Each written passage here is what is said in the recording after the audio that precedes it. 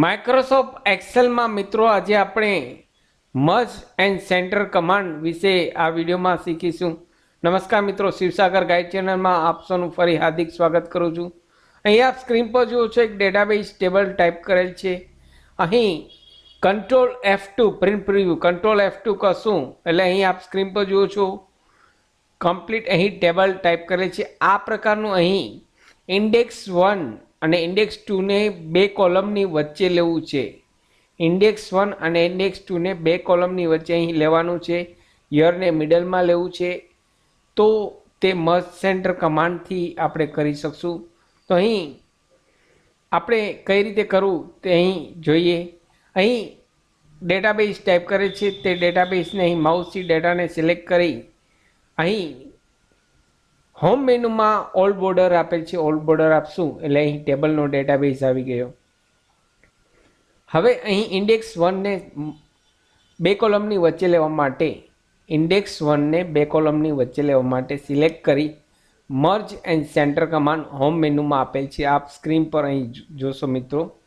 Merge and centre ઉપર click કરશો એટલે અહીં બંને કોલમની વચ્ચે આવી જશે. સેમ થિંગ અહીં ડેટા સિલેક્ટ કરી મર્જ એન્ડ સેન્ટર કમાન્ડ આપવાનો રહેશે. ત્યારબાદ યરને સિલેક્ટ કરી મર્જ એન્ડ સેન્ટર કમાન્ડ આપવાનો રહેશે. મિડલ એલાઇન આપવાનું રહેશે. અહીં સિલેક્ટ કરી મર્જ એન્ડ સેન્ટર અને મિડલ એલાઇન આ કમાન્ડ આપશો એટલે અહીં યર વચ્ચે આવી જશે.